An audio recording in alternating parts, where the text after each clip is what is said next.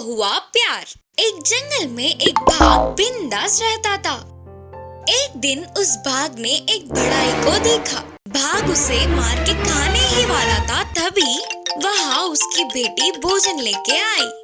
बाघ को वह लड़की बहुत सुंदर लगी, तो बस बाघ को तुरंत उस लड़की से प्यार हो गया।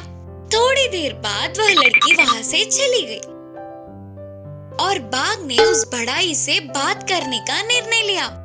पेड़ के पीछे से बाहर आया। बाघ को देखते ही वह बड़ाई बहुत डर गया, उधर से भागने की सोच रहा था। तब बाघ ने कहा, मुझे देख के मत डरो, मैं तुम्हें कुछ नहीं करूँगा। मुझे आपकी लड़की बहुत पसंद आई। आप मानोगे तो आपकी लड़की से शादी करने की सोच रहा हूँ। बाघ के बातों को सुनने के बाद उसका डर कम हुआ। बाघ से बचने के लिए तुरंत उसने बहुत ही चतुरता से एक उपाय सोचा और बाघ से कहा, ऐसा कुछ नहीं, मुझे मंजूर है, पर मेरी बेटी को तुम्हारे नाखून, बाल, दांत देख के डर के शादी के लिए मानेगी नहीं, बोला बड़ाई। यह सुनते ही बाघ ने बिना कुछ सोचे समझे कहा, आपकी बेटी के लिए मैं अपने बाल, नाखून काट लूँगा। यह बात सुनते ही वह अपने पास की छुरी से बाघ के नाखून, दांत को काट देता है। बिना दांत नाखून के बाघ से कौन डरेगा।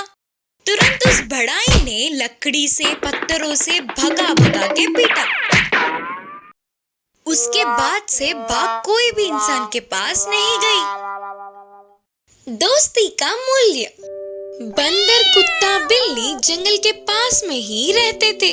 हर रोज तीनों मिलकर जंगल में जाके भोजन लाकर अपने जीवन का गुजारा करते थे। ऐसे में एक बार गर्मियों की मौसम होने पर पूरा जंगल सूख गया। बिल्ली और कुत्ते को कोई समस्या नहीं था, पर बंदर को भोजन मिलना मुश्किल हो गया। यहाँ पर भोजन नहीं मिल रहा है, शहर गए तो अच्छा होगा लग रहा है। मुझे भी मुश्किल हो रही है, मैं भी आऊंगी। और बंदर भी मान गया। ऐसे कुत्ता, बिल्ली भी बंदर के साथ शहर की ओर चल पड़े।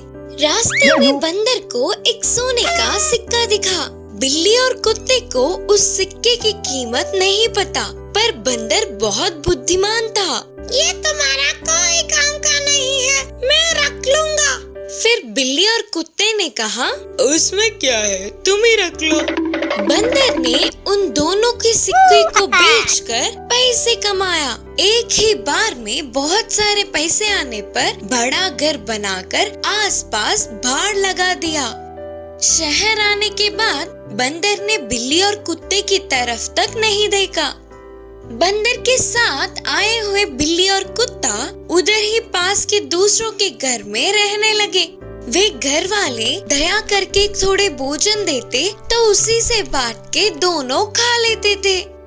एक बार बिल्ली और कुत्ता बंदर से मिलने गए। बंदर बहुत ही घमंड से उनपे चिल्लाकर उन्हें लकड़ी से मारकर भगा दिया। बिल्ली और कुत्ते को ऐसे जीना मुश्किल हो रहा था।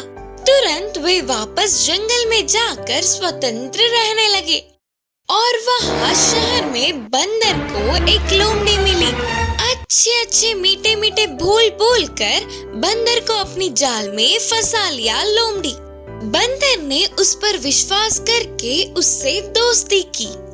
थोड़े समय बाद लोमड़ी बंदर को धोखा देकर उसके छुपाए हुए पैसों को चुराकर भाग गई। अमीर होने तक बंदर को एक समान देखने वाले सभी उसे बहुत नीचा देख रहे थे। आगे आगे ऐसे उसका जीना मुश्किल हो गया। तब तक उसे अपने पुराने दोस्तों की याद नहीं आई, तो ऐसे उसके कितना ढूंढने पर भी बिल्ली और कुत्ता नहीं दिखे। आखिर में दोस्ती के लिए जंगल जाकर वहाँ खुशी से जीने वाले बिल्ली और कुत्ते को देख उसके आंखों में आंसू भर आए। उनके पास जाकर बंदर ने माफी मांगा। तब से फिर बंदर, बिल्ली और कुत्ता अच्छे दोस्त बन गए। बारिश का मौसम आकर जंगल हरा भरा हो गया। उससे तीनों जंगल में ही खुशी खुशी रहने लगे। 3 वरदान। एक गांव में एक किसान और उनकी पत्नी रहते थे। दोनों खेती का काम करते हुए बहुत मेहनत करते थे, पर इतनी मेहनत करने पर भी गरीबी थे। एक दिन खेती करते समय एक पत्थर से हल लगकर टूट गया। तब उस पत्थर में बंदी रहने वाली एक देवी पाप से विमुक्त हुई। कई सालों से पत्थर में बंदी रहने वाली देवी को विमुक्ति मिलने से धन्यवाद करते हुए किसान और उसकी पत्नी को 3 वरदानों का प्रसाद दिया। तुरंत ही पत्नी ने किसान से कहा, अरे पैसे पूछेंगे, पैसे है तो सब वही ठीक होगा, बोली पत्नी। तब किसान ने कहा, नहीं, अचानक उतने पैसे आएंगे तो चोर आकर चुरा ले जाएंगे, हमें ध्यान से सोच के बताना पड़ेगा। इससे देवी ने भी उसे 1 दिन का मोहलत दिया। उसके अगले दिन ही इच्छा मांग ले करके बोलकर गायब हो गई। दूसरे दिन भोजन के लिए बैठकर पत्नी ने कहा, पैसे ही पूछना था, आज के दिन अच्छे से तंदूरी चिकन खाए तो कितना अच्छा था। बोलते हुए पत्नी ने खाने की इच्छा जताया। तभी उनकी थाली तंदूरी चिकन से भर गई। किसान गुस्से से बोला, बेकार में एक वरदान को नष्ट कर दिया तूने, अब उस तंदूरी चिकन को अपने नाक में घुसा ले। बोलकर किसान ने अपनी पत्नी को डांटा। उसके तुरंत तंदूरी चिकन उसके नाक में घुस गई। दोनों डर गए। जब से नाक से तंदूरी चिकन निकल जाए करके इच्छा मांगा। इससे चिकन नाक से गायब हो गया। ऐसे बिना कुछ सोचे समझे जो मुंह में आया वो बोलकर 3 वरदानों को अच्छे से प्रयोग ना करते हुए अपने हाथों से नष्ट कर लिया। उसके बाद अब ऐसे माथा टेकने से क्या फायदा। गधे की परछाई। सिरिपुरम नाम का एक छोटा सा गांव था। उस गांव में रामैया नामक एक गरीब रहता था। उसके पास एक गधा भी था। उस गधे को भाड़े में देके मिले हुए पैसों से ही गुजारा करता था।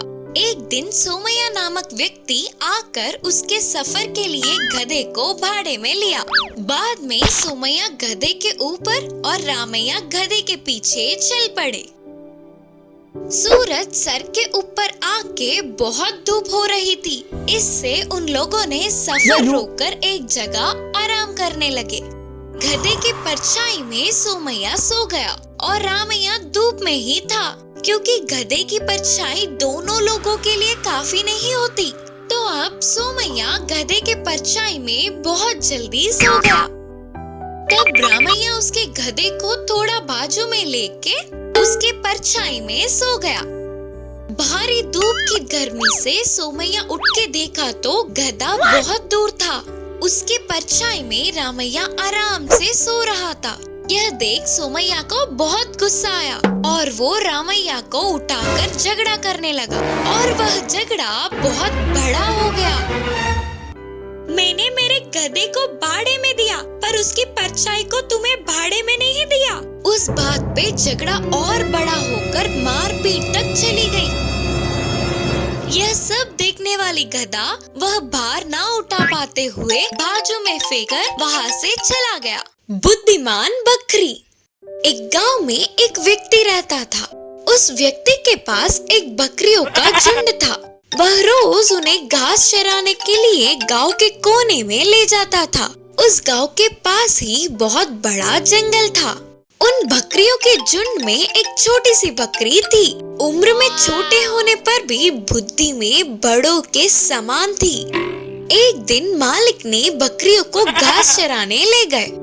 तब उसमें से छोटी सी बकरी वहाँ से कूदते हुए अपने झुंड से बिछड़कर जंगल की तरफ चली गई। अपनी गलती समझकर वापस आ रही थी तो उसे भाग सामने दिखा। भाग को देखते ही बकरी डर से कांपने लगी। कैसे भी हिम्मत जुटाकर भाग के सामने खड़ी हो गई। भाग बकरी के ऊपर कूदने ही वाला था कि भाग राजा, 1 मिनट रुकिए, मैं आपको 3 सच बोलूंगी। अगर आप उन्हें सच मानते हो तो आपको मुझे छोड़ना होगा। बकरी की बातें पसंद आने पर ठीक है, बोलो। फिर बकरी ने कहा, आप अपने बाकी के भागों से आज मुझे एक बकरी दिखी पर मैंने उसे बिना कुछ किए छोड़ दिया। बोलकर बोलने पर वे नहीं मानेंगे। ये सही है ना? हाँ सही है। वैसे ही मैं अपनी बकरियों के झुंड को मुझे एक बाघ दिखा, पर उसने मुझे छोड़ दिया। बोलने पर वे भी नहीं मानेंगे। ये भी सही है ना? बाघ ने हाँ करते हुए अपना सिर हिलाया। अब तीसरा सच। बहुत देर से मैं आपके सामने खड़ी हूँ, पर फिर भी आप मुझे मारने के बजाय मुझसे बात कर रहे हो। इसका मतलब आपको भूख नहीं है। ये भी सच है ना? बोली बकरी। उतनी छोटी सी बकरी उसके सामने खड़े होकर उतनी हिम्मत से बात करना देख बाघ को अच्छा लगा। हाँ सच है, तुम बहुत बुद्धिमान हो। तुम्हें छोड़ रहा हूँ, जाओ। तुरंत छोटी बकरी झट से वहाँ से फरार हो गई।